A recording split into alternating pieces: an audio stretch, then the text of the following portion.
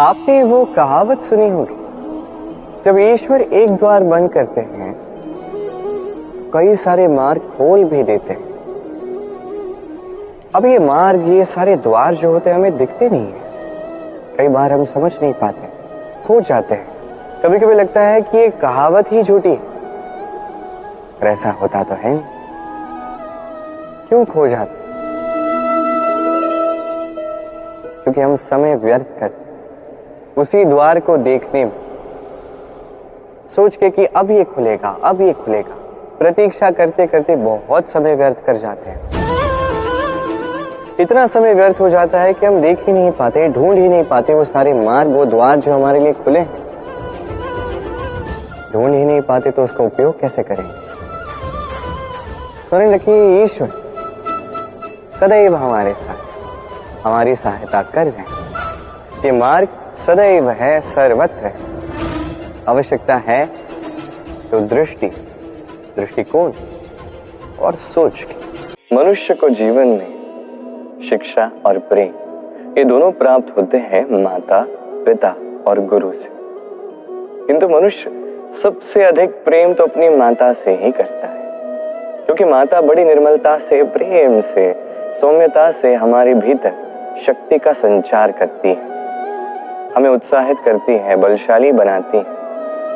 अब ऐसा नहीं कि हम पिता और गुरु से प्रेम नहीं करते, उनसे भी हम अत्यधिक प्रेम करते हैं। बस उनके कठोर व्यवहार से हमें थोड़ा भय लगता है।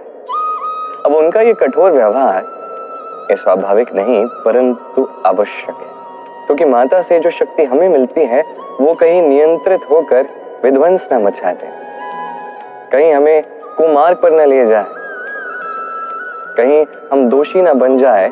बस इसीलिए पिता और गुरु का ये व्यवहार थोड़ा कठोर होता है।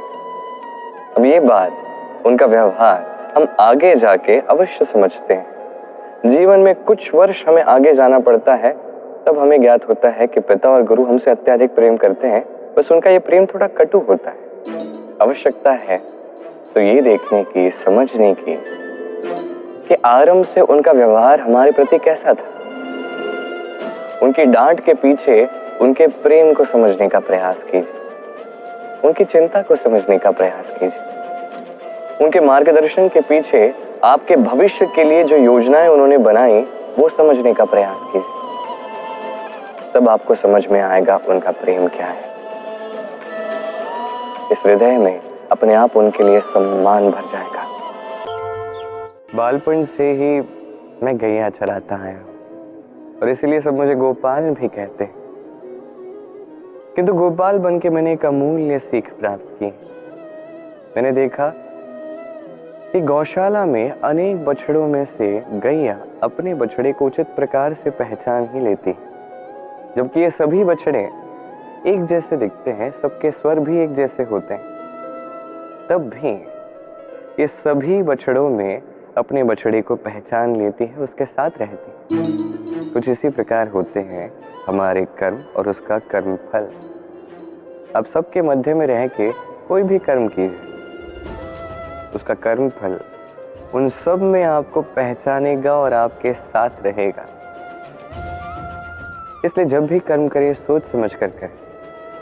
कर्म करने से पहले एक बार सोच लीजिए, जीवन में कभी बार बार पछताना नहीं पड़ेगा। क्योंकि बात ही कुछ ऐसी है कि संसार में आप काल, कर्म फल और समय, इन तीनों से कभी छिप नहीं सकते, कभी बच नहीं सकते।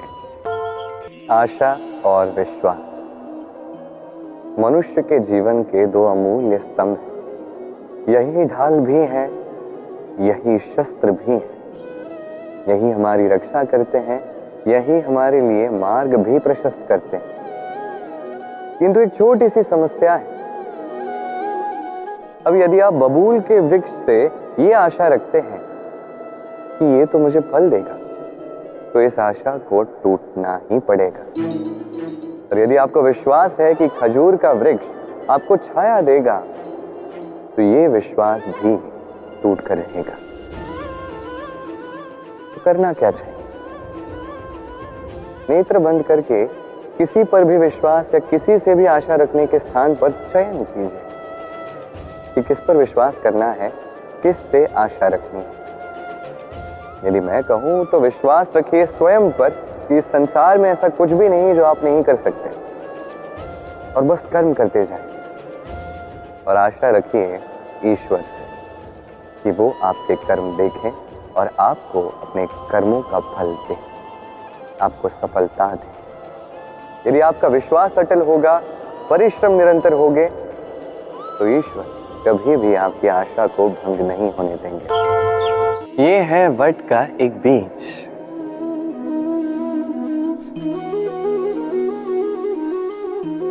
चलिए इसे बोते हैं, थोड़ा जल देते हैं।